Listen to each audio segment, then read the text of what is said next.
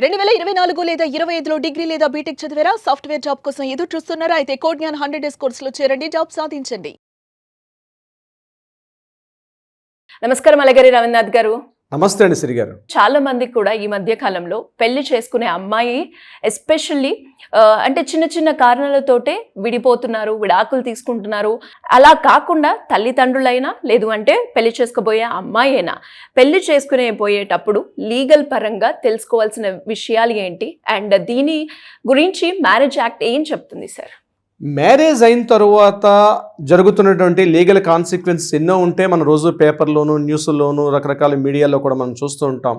అనేక రకాల సమస్యలు ఫేస్ చేస్తున్నారు. అంటే పేపర్కో న్యూస్కో వచ్చే కొన్ని ఇష్యూస్ అయితే రాకుండా అనేక మంది అమ్మాయిలు భర్తతోటి రకరకాలుగా ఇబ్బందులు పడుతూ అతనితో కలిసి ఉండలేక అలా అని చెప్పి విభేదించి డివోర్సులు తీసుకోలేక తమ జీవితాల్ని కంటిన్యూ కొనసాగిస్తున్నటువంటి ఎంతోమంది అభాగ్య మన మహిళా సోదరిమణులు చాలామంది ఉన్నారు. అయ్యో అనవసరంగా ఇతన్ని పెళ్లి చేసుకున్నానే, ఇలా కాకుండా ఇంకో రకంగా చేసుకుంటే బాగుండదని చెప్పి కొన్ని లక్షలాది మంది, నాకు తెలిసి 65 to 70% అమ్మాయిలు తమలో తమ కుమిలిపోతుంటారు. పేరెంట్స్ ఆలోచన ద్వారా ఒక రకంగా ఉంటుంది, అమ్మాయిల యొక్క మనస్తత్వం ఒక రకంగా ఉంటుంది. ఇక్కడ ఏది కరెక్ట్?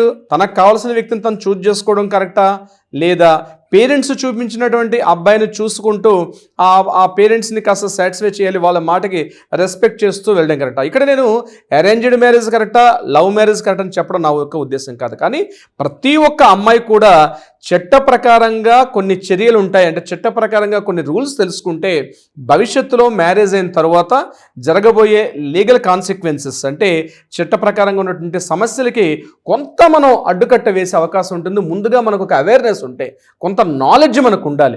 అంటే చట్టాల మీద, న్యాయాల మీద, మన హక్కుల మీద, మన యొక్క అమెండ్మెంట్స్ మీద, ఈ రాజ్యాంగ సవరణల మీద మనకు కొంత అవగాహన ఉండాలి.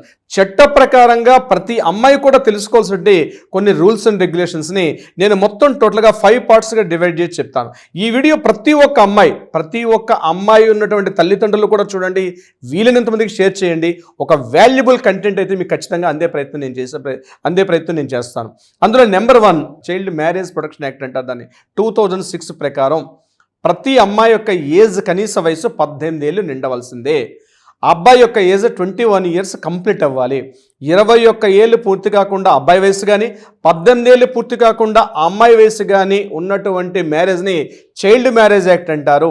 అంటే బాల్య వివాహాల కింద పరిగణిస్తారు. అంటే అమ్మాయి కాస్త అమ్మాయి యొక్క వయసు ఉండకపోయినా, అబ్బాయి యొక్క వయసు నిండకపోయినా ఒక మ్యారేజ్ చేసుకునేటప్పటికి ఇద్దరి యొక్క వయసులో కూడా ఖచ్చితంగా 18 ఏళ్ళు 21 ఏళ్ళు నిండాలి. ఇలా నిండకుండా మ్యారేజ్ చేసుకుంటే ఇమ్మీడియట్గా పోలీసులు వస్తారు. అది ఇన్వాలిడ్ మ్యారేజ్, అంటే ఆ మ్యారేజ్ అన్ఫెయిర్ మ్యారేజ్ అంటారు. ఆ మ్యారేజ్ చట్టబద్ధత కాదు. అది గుర్తుపెట్టుకోండి, చట్టబద్ధత లేదు. దీన్ని అక్కడ ఉన్న కుల పెద్దలు కావచ్చు, ఊరి పెద్దలు కావచ్చు, పోలీసులు కానీ ఎవరైనా అటువంటివి కానీ గుర్తిస్తే ఇమీడియట్గా పోలీసులకు ఇన్ఫార్మ్ చేస్తే పోలీసులు వచ్చి దాన్ని భగ్నం చేస్తారు. ఇమీడియట్గా వాళ్ళిద్దరిని కూడా అరెస్ట్ చేస్తారు. ఎవరైతే ఆ మ్యారేజ్ చేస్తారో వాళ్ళిద్దరిని కూడా పేరెంట్స్ మీద కనీసం 2 సంవత్సరాల జైలు శిక్ష ఉంటుంది. అదేవిధంగా కొంత జరిమానా కూడా విధించే అవకాశం ఉంటుంది. కాబట్టి ఇది కనీస వివాహ వయసు. నెంబర్ 2, మ్యారేజ్ చేసుకున్న తర్వాత ఆ అమ్మాయికి గుర్తుపెట్టుకోవాల్సింది అంటే బిఫోర్ మ్యారేజ్ చెక్ లిస్ట్ అంటాను నేను. కొన్ని పాయింట్స్ చెప్తాను, చెక్ లిస్ట్ చేసుకోండి. మీరు ఎవరైతే అబ్బాయిని పెళ్లి చేసుకుంటున్నారో అబ్బాయి యొక్క అరేంజ్డ్ మ్యారేజా లేదా లవ్ మ్యారేజా ఏదైనా పర్వాలేదు, జస్ట్ ఒక ఇన్ఫాక్చుయేషన్లో పడకుండా ఇప్పుడు నేను చెప్పిన పాయింట్, ఆ అబ్బాయి వెనక ఏదైనా క్రిమినల్ బ్యాక్గ్రౌండ్ ఉందా లేదా, ఇది చెప్పడానికి నేను చాలా సాహసం చేస్తున్నాను. ఎగ్జాక్ట్లీ చెయ్యండి మీరు. ఒక క్రిమినల్ బ్యాక్గ్రౌండ్ ఉందా లేదా అబ్బాయికి. సరే ఎలా తెలుస్తుంది సార్ క్రిమినల్ బ్యాక్గ్రౌండ్? ఎగ్జాక్ట్లీ మీ క్వశ్చన్ కూడా అదే. తెలుసుకోవచ్చు అంటే ఆ అబ్బాయి యొక్క లిస్ట్ కానీ, ఆ అబ్బాయి యొక్క పేరెంట్స్, ఫాదరు, మదరు, వీళ్ళకి ఎవరికైనా ఒక క్రిమినల్ బ్యాక్గ్రౌండ్ ఉందా లేదా. అంటే ఇంతకుముందు ఆ అబ్బాయి యొక్క ఈటీవిజింగ్ కానీ లేకపోతే ఇతరత్ర ఏదైనా కేసుల్లో కానీ ఎఫ్ఐఆర్లు ఉన్నాయా లేదా, మీ తెలిసిన బంధువుల ద్వారా కానీ, మీకు తెలిసిన స్నేహితుల ద్వారా కానీ, లేదా మీకున్నటువంటి సోషల్ మీడియా, అబ్బాయి యూజ్ చేస్తున్న social media, LinkedIn, WhatsApp, Instagram, Facebook, ఇతరత్ర ఏమైనా ఆయనకు ఉన్నటువంటి లిస్ట్ ఎలా ఉంటుంది. ఆయన ఎవరెవరితో రిలేషన్షిప్స్ కలిగి ఉంటాడు. ఆయన ఫేస్బుక్ చాట్ లిస్ట్ ఓపెన్ చేయండి, ఆయన ఇన్స్టా ఓపెన్ చేయండి. ఆయన యొక్క మైండ్ సైకాలజీ మీకు తెలిసే ఉంటుంది. కొంతమంది వాళ్ళ సర్కిల్, వాళ్ళ ఫ్రెండ్ సర్కిల్, ఇన్స్టాలో ఉన్న ఫ్రెండ్స్ కానీ, లేకపోతే వాళ్ళు ఇన్స్టాలో యూజ్ చేస్తున్నటువంటి వాళ్ళ ప్రొఫైల్స్ కానీ, అలాగే ఫేస్బుక్లో వాళ్ళు పోస్ట్ చేస్తున్నటువంటి లేదా షేర్ చేస్తున్న కంటెంట్ని బట్టి ఆ వ్యక్తి ఎటువంటి ఆలోచన కలిగి ఉంటాడు. అంటే క్రూయల్టీ కలిగినటువంటి మైండ్ సెట్టా, సాత్వికంగా ఉన్నటువంటి మైండ్ సెట్టా, లేకపోతే టీజింగ్ మెంటాలిటీ ఉన్నవాడా, లేకపోతే కంజూసా, లేకపోతే లావిష్గా ఎక్స్పెండిచర్ చేసే వ్యక్తి, పొదుపర, ఇట్లాంటి అన్ని వ్యక్తిత్వాలు కొంతవరకు మాలాంటి ఎక్స్పర్ట్స్ నుంచి కలిస్తే ఆ వ్యక్తిని యొక్క పర్సనాలిటీని మేము తీసుకుని కూడా ఒక క్రాస్ ఎగ్జామినేషన్ చేసే అవకాశం ఉంటుంది. ఆ అబ్బాయితో మాట్లాడకుండా కూడా మనం చేసే అవకాశం ఉంటుంది. So this is a very very most important. ఆ అబ్బాయికి సంబంధించినటువంటి ఫ్యామిలీ బ్యాక్గ్రౌండ్ కూడా మొత్తాన్ని చెక్ చేసుకునే అవకాశం కూడా చెక్ చేయండి. ఈరోజు ప్రతి అవకాశం కూడా ఉంది. ఆ అబ్బాయి యొక్క ఫ్యామిలీ బ్యాక్గ్రౌండ్ కూడా చెక్ చేయండి. ఫ్రెండ్స్ని కాంటాక్ట్ చేయండి, ఫ్రెండ్స్తో మాట్లాడించండి. మీకున్న ఫ్రెండ్స్ ద్వారా వాళ్ళ ఫ్రెండ్స్తో మాట్లాడే ప్రయత్నించండి. ఎలా బిహేవ్ చేస్తాడు, క్రూయల్టీగా బిహేవ్ చేస్తాడా, లేకపోతే ఆయన చాలా ఇన్నోసెంట్గా ఉంటాడా, లేకపోతే నేచర్ అట్లాంటిదా. ఇంకొకటి, బ్యాడ్ హ్యాబిట్స్ ఏమైనా ఉన్నాయా లేదా. బ్యాడ్ హ్యాబిట్స్ అంటే నా దృష్టిలో నేను చెప్తున్నాండి, ఈ అమ్మాయిని వీడియో చేస్తున్నా, అట్లీస్ట్ అతనికి స్మోకింగ్ హ్యాబిట్ ఉన్నా, అట్లీస్ట్ ఆ అబ్బాయికి అకేషనల్గా డ్రింక్ చేసే హ్యాబిట్ ఉన్నా, ఎట్టి పరిస్థితుల్లో కూడా మీరు దాన్ని టాలరేట్ చేయకండి, అవాయిడ్ చేయించండి. ఏదో కాస్త మీ మ్యారేజ్కి వచ్చే ముందు కాస్త ఫాల్స్ ప్రామిస్ చేసి నేను పెళ్లి ఇంతకు ముందు నాకు అలవాటు ఉంది కానీ ఇప్పుడు నేను మానేస్తున్నాను అని చెప్తే ఇమ్మీడియట్గా రిజెక్ట్ చేయండి. లిక్కర్ హ్యాబిట్ ఉన్నవాడైనా, స్మోకింగ్ హ్యాబిట్ ఉన్నవాడైనా, ఇతరత్ర ఏదైనా బ్యాడ్ హ్యాబిట్స్, పాన్ పారగలు చేసేవాడైనా, గుట్కాలు చేసేవాడైనా, ఇట్లాంటివన్నీ ఉంటాయి, బయటకు కనిపించరు. ఇట్లాంటి కానీ హ్యాబిట్స్ కనిపిస్తే ఎలాంటి వాడైనా సరే, వాడు ఎంత ఏ స్థాయిలో ఉన్నవాడైనా, ఆ అమ్మాయికి నేను చెప్తున్నానండి, 20 ఏళ్ళు దాటిన అమ్మాయికి చాలా మెచ్యూరిటీ ఉంటుంది. తన లైఫ్ పార్ట్నర్ని ఎట్లాంటి వాడిని చూజ్ చేసుకోవాలో అమ్మాయికి పూర్తిగా తెలుసు. కానీ ఆ అబ్బాయి అందంగా ఉన్నాడను, బాగా రిచెస్ట్ పర్సన్ అను, ఇట్లాంటి విషయాలతో మీరు చూసారంటే రేపు ఆయనతో మీరు కలిసి లైఫ్ లాంగ్ ట్రావెల్ చేయాల్సిన పరిస్థితి. ఆయనకు ఉన్నటువంటి అలవాట్లను ఆయన జయించిన వాడు రేపు మిమ్మల్ని ఎట్లా సాటిస్ఫై చేస్తాడు. ఒకవేళ అబ్బాయిలు చూస్తే మాత్రం బాధపడిన తప్పులేదు. నేను రియల్గా చెప్తున్నాను, ఆ అబ్బాయికి కానీ డ్రింకింగ్ హ్యాబిట్ ఉన్నా, స్మోకింగ్ హ్యాబిట్ ఉన్నా, ఇతరత్ర ఏమైనా హ్యాబిట్స్ ఉంటే సింప్లీ రిజెక్ట్ చేయండి. అతడు 100 కోట్ల ఆస్తిపరుడు ఉన్నవాడైనా సరే మిమ్మల్ని మాత్రం చూసుకోలేడు. ఏమండి, డ్రింక్ చేసి 100% చూడలేడు. ఎమోషన్స్ని కంట్రోల్ చేసుకునే మైండ్ సెట్ ఆ అబ్బాయిలో ఉండదు. సో అటువంటి హ్యాబిట్స్ ఉంటే నిర్ద్వందంగా రిజెక్ట్ చేయండి. ఆ అబ్బాయిని ఎట్టి పరిస్థితుల్లో కూడా మ్యారేజ్ చేసుకోవద్దు. నెంబర్ 3 పాయింట్, నేను ఇందులోనే చూజ్ చేసుకునే పాయింట్స్లో చెప్తాను. మరొక ఇంపార్టెంట్ పాయింట్, అమ్మాయిలతో ఏమైనా హ్యాబిట్స్ ఉన్నాయా. ఉమనైజరా, అతను అమ్మాయి లీడర్లతో ఉన్న దృక్పథం ఏంటి, అమ్మాయిలతో ఎలా బిహేవ్ చేస్తాడో అది కూడా తెలుసుకునే ప్రయత్నం చేయండి. అతను అమ్మాయిలతో ఎలా బిహేవ్ చేస్తాడు, క్రూయల్టీగా ఉంటాడా, సాడిస్టిక్గా ఉంటాడా, అతను కాస్త సాఫ్ట్గా ఉంటాడా, అమ్మాయిలు ఎలా ఒక రకమైనటువంటి ఒక సింపథైజేషన్ ఉంటుందా. అమ్మాయిలు వాళ్ళ సిస్టర్స్ తోటి, వాళ్ళ మదర్ తోటి బిహేవియర్ మీకు తెలియకపోవచ్చు. ఆ ఇరుగు పొరుగు వాళ్ళు మాట్లాడుతూ తప్పనిసరిగా చెప్తారు వాళ్ళ సిస్టర్ తోటి, మదర్ తోటి. అందుకే పూర్వీకులు చెప్తారు, అమ్మతో మంచి రిలేషన్షిప్ మెయింటైన్ చేసేవాడు తప్పనిసరిగా భార్యను చూసుకుంటాడు. అమ్మతో సరైన రిలేషన్షిప్ లేనివాడు ఎట్టి పరిస్థితుల్లో కూడా భార్యని 100% చూడలేడు. ఇది నిజం, ఇది వాస్తవం కూడా. అమ్మని బాగా చూసుకున్నవాడే భార్యను కూడా బాగా చూసుకుంటాడు.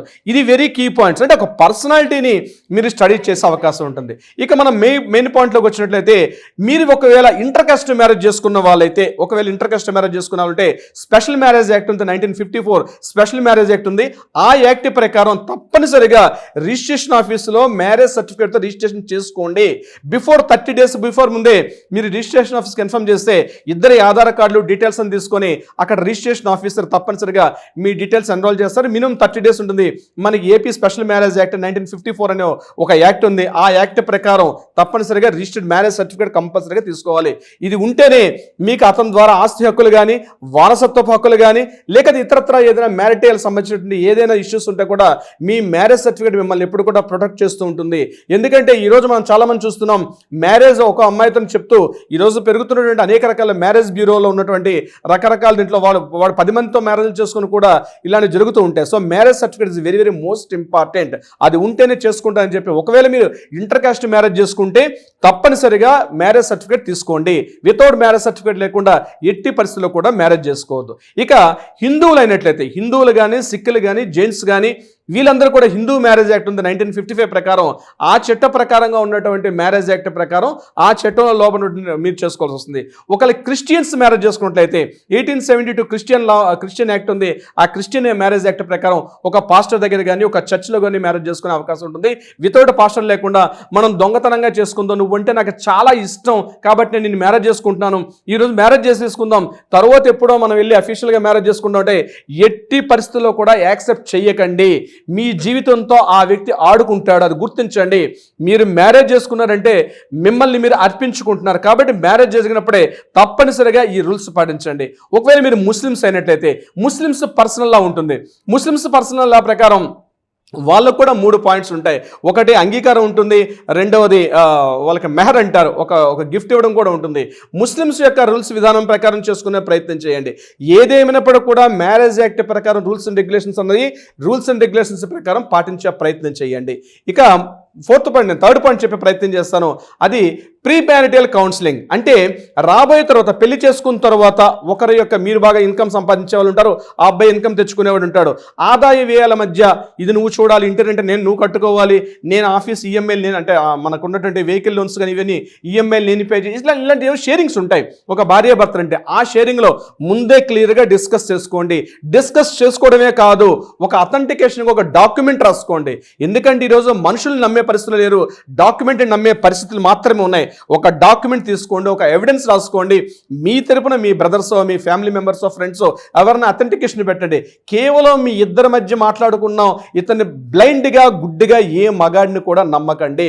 మగాళ్ళు ఒట్టి మాయగాలని చెప్పి ఊరికనే ఒక కవి ఊరికనే పాట రాయలేదు. ఈరోజు మా దగ్గరకు వస్తున్న కేసులు చూస్తుంటే బాగా చితికిపోయి అంటే అమ్మాయిలు చదువుకున్న వాళ్ళు, ఆర్థికంగా బాగా ఉన్న వాళ్ళు కూడా కేవలం ప్రేమ అన్నటువంటి ఒక వ్యామోహం, పెళ్లి అన్నటువంటి ఒక ట్రాన్స్లో పడిపోయి తమ జీవితాన్ని నాశనం చేసుకున్న అభాగ్యవంతులు ఎంతోమందిని మేము చూస్తున్నాం. సో బిఫోర్ ప్రీ అలర్ట్ అనేది చాలా చాలా ఇంపార్టెంట్. సో ఈ before pre marital counselling, pre marital agreement కూడా చాలా ఇంపార్టెంట్. ఇవన్నీ అనుకూలించి యాక్సెప్టెన్స్ ఇస్తేనే అప్పుడు మీరు మ్యారేజ్కి రండి. ఇప్పుడు నేను చెప్పే పాయింట్స్లో దేని యాక్సెప్టెన్స్ ఇవ్వకపోయినా మీరు ఎట్టి పరిస్థితుల్లో కూడా పెళ్లి అన్నటువంటి ఆ తంతుకి, ఆ 7 అడుగుల బంధానికి మాత్రం మీరు విలువ ఇవ్వకండి. ఫ్రెండ్షిప్ చేయండి, మాట్లాడుకోండి, స్నేహం చేయండి, అంతవరకు తప్పించి మీ జీవితంలో ఒక కో పార్ట్నర్గా మిమ్మల్ని ఒక వ్యక్తిని తీసుకోవాలంటే ఇది చాలా క్రూషియల్. ఎందుకంటే నవ్వే డేస్ కొన్ని వేల కొద్ది ప్రతిరోజు 100ల కొద్దీ 10ల కొద్దీ పోలీస్ స్టేషన్లో డివోర్స్ కేసులు వస్తున్నాయి. సార్ మీరు చెప్పారు పాయింట్ బాగానే ఉంది, ఇవన్నీ జరిగితే డివోర్సులు జరగచ్చు కాక అయినప్పటికీ కూడా మీరు సేఫ్టీ జోన్లో ఉంటారు. మీ జీవితంతో, మీ యొక్క ఫినాన్షియల్ స్టేటస్ తోటి, మీ కుటుంబంతో ఎవరో అన్నోన్ థర్డ్ పర్సన్ మీ లైఫ్లో 25 ఏళ్ల వయసులో వచ్చి మిమ్మల్ని ఆడుకునేటట్టు కాకుండా మీరు మీ కాళ్ళ మీద ఒక స్వయం సమృద్ధి సాధించాలంటే తప్పనిసరిగా చట్ట ప్రకారంగా ఉండే ప్రతి హక్కు తెలుసుకోవడం ప్రతి ఒక్క మహిళ యొక్క బాధ్యత. సిరిగారు, హస్బెండ్ నుంచి కేవలం డబ్బే కాకుండా ఏ క్వాలిటీస్ని మనం చూడాలి అనేది మాత్రం ఒక మంచి క్లారిటీ ఇచ్చారు సార్. చాలా వరకు అందరికీ కూడా ఇది ఉపయోగపడే వీడియో, ఎవరైతే పెళ్లి చేసుకోబోతున్నారో అమ్మాయిలకి అని చెప్తాను. Thank you sir. అండ్ లాస్ట్గా ఎవరైనా కూడా ఇంకా దీనికి సంబంధించి ఫ్యామిలీ రిలేటెడ్గా ఎలాంటి ఇష్యూస్ ఉన్నా, లేదు అంటే ప్రీ మ్యారిటల్ కౌన్సిలింగ్ అన్నారు, దానికి సంబంధించిందైనా, లేదంటే డివోర్స్కి సంబంధించిన కేసెస్ అయినా, మాకు మీ గైడెన్స్ కావాలి అనుకునే వాళ్ళు ఎవరైనా కూడా మిమ్మల్ని అప్రోచ్ అవ్వాలి అంటే ఏ విధంగా ఉంటుందంటారు? తప్పనిసరిగా సిరిగారు, కింద స్క్రోల్ అవుతున్న నెంబర్ని కిందన ఇమీడియట్గా మీ చేతిలో ఫోన్ తీసుకొని కాంటాక్ట్ చేయండి, లేదా వాట్సాప్ చేయండి, అపాయింట్మెంట్ తీసుకోండి. అమ్మాయిని పెళ్లి చేయాలనుకుంటే తర్వాత జరగబోయే లీగల్ కాన్సిక్వెన్సెస్ కన్నా బిఫోరే ఆ అమ్మాయిని అబ్బాయిని ఇద్దరిని కూర్చోబెట్టండి, కౌన్సిలింగ్ చేయించండి. మా వర్క్ మేము యాక్చువల్గా ఇందులో ఎక్స్పర్ట్స్గా ఉంటాం. మా ఫిమేల్ అడ్వకేట్స్ ఉంటారు, మేల్ అడ్వకేట్స్ ఉంటారు. మిమ్మల్ని ఆ అబ్బాయిని అమ్మాయిని పేరెంట్స్ని ఇరు వర్గీయుల్ని కూర్చోబెడతారు. అనేక లక్షల రూపాయలు ఖర్చు పెట్టి పెళ్లి చేస్తారు, కానీ ఇద్దరిని కూర్చోబెట్టి కౌన్సిలింగ్ చేసుకోవడం చాలా చాలా మోస్ట్ ఇంపార్టెంట్. ఆల్రెడీ యూరోపియన్ కంట్రీస్లో ఈ కల్చర్ ఉంది. ప్రీ మ్యారిటల్ కౌన్సిలింగ్ అంది. తర్వాత జరగబోయే కాన్సిక్వెన్సెస్ కన్నా బిఫోరే మనం కూర్చుని కౌన్సిలింగ్ చేసుకోవడంలో చాలా ఉత్తమం. ఇటువంటి సలహా సంప్రదింపులు కానుకున్న కింద స్క్రోల్ అవుతుంది నెంబర్ని కాంటాక్ట్ చేయండి. తప్పనిసరిగా మన లీగల్ టీం వాళ్ళకి అప్రోచ్ అవుతారు. సిరిగారు, thank you sir. Thank you so much. Thank you so much సిరిగారు. సుమన్ టీవీలో మీ పర్సనల్ అండ్ బిజినెస్ ప్రమోషన్స్ కోసం కింది నెంబర్కి కాంటాక్ట్ చేయండి.